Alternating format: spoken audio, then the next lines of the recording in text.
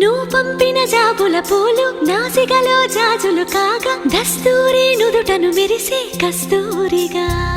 నీలేఖల అక్షరమాల నా మెడలో హారం కాగా చేరాతలు నా తల రాతను మార్చంగా నువ్వు రాసిన ఈ ఉత్తరమే నా మనసుకు అర్థంగా నువ్వు చేసిన ఈ సంతకమే మన ప్రేమకు పసుపు కుంకుమ అర్థంగా గంగా నిజంగా